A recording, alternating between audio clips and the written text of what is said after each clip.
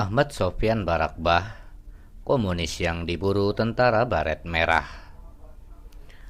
Ahmad Sofyan Barakbah asal Banjarmasin adalah anggota parlemen pada zaman Presiden Soekarno dan menjadi gerilyawan buruan ABRI di masa Orde Baru. Pada siang 12 Januari 1974 itu, Ahmad Sofyan Barakbah dan Asyong sedang menikmati makan siang. Ahmad Sofyan Barakbah, laki-laki berkumis dan berjanggut itu duduk dengan senapan AK di pahanya. Dia tidak sadar ada 12 orang pasukan komando sedang mengintainya dari belakang. Begitupun kawannya Asyong alias Ramang yang menyandang senapan Get Me dari jarak 10 meter dari pasukan penyergap tersebut.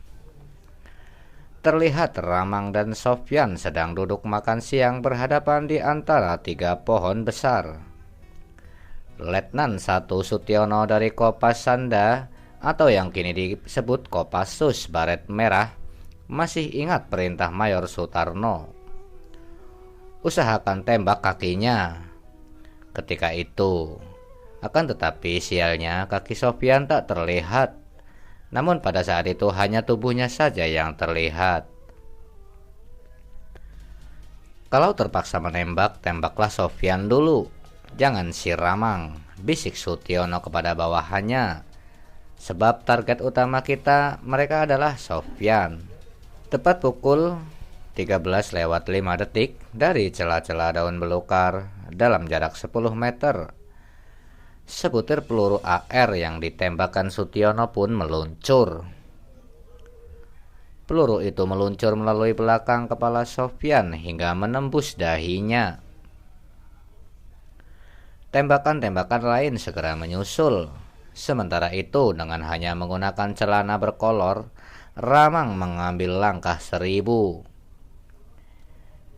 Itulah makan siang terakhir Ahmad Sofyan Barakbah. Ia adalah buruan Angkatan Bersenjata Republik Indonesia selama bertahun-tahun di Rimba, Kalimantan Barat.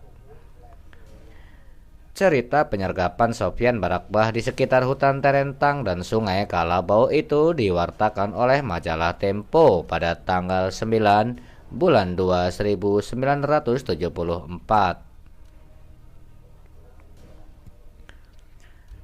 Setelah penembakan kepada Sofyan Barakbah, pasukan itu fokus mengurus Sofyan yang sudah menjadi mayat. Tidak mudah menggotong Sofyan dari hutan. Mereka harus bersampan membawa mayat Sofyan yang sudah terbungkus plastik. Setelah laporan Sofyan diterima pihak militer di Pontianak, helikopter pun menuju Tarenteng, zona pendaratan helikopter untuk menjemput mayat Sofyan. Menjelang keesokan harinya, barulah mayat Sofyan bisa didaratkan di depan Kodam 7 Tanjung Pura, Pontianak. Dari sana mayatnya diusung ke kamar mayat Kesdam 7 Tanjung Pura yang jaraknya hanya 75 meter. Kemudian orang-orang yang pernah mengenal Ahmad Sofyan Barakbah ini diminta mengidentifikasi apakah benar ini mayat Sofyan. Kemudian beberapa orang yang mengenal Sofyan pun mengidentifikasinya seperti M. Ali AS, Suwardi Puspoyo, kemudian M. Yusuf Suib, kemudian Haji Abdus Syukur dan Abu Bakar Mansur. Mereka membenarkan bahwa itu adalah Ahmad Sofyan Barakbah. Selama hidupnya, Sofyan tak asing dengan Partai Komunis Indonesia atau yang disebut PKI. Juga pasukan gerilya rakyat Sarawak atau PGRS, kemudian namanya juga tercantum dalam dokumen-dokumen Kongres Nasional ke-6 Partai Komunis Indonesia. Pada 7-14 September 1959, menurut catatan majalah Tempo, Sofyan meninggal pada usia 48 tahun. Dia lahir di Banjarmasin. Ajaran komunis dikenalnya di Medan, di mana dia juga bertemu istrinya Nani Sumarni di kota tersebut. Di Medan, Sofyan sudah menjadi ketua Serikat Buruh Kiri Sarbupri atau Sopmisi Medan pada 1950. Dia kembali ke Banjarmasin pada 1954, menjadi tokoh PKI dan anggota parlemen di sana. Di tahun 1959, Sofyan pindah lagi ke Pontianak.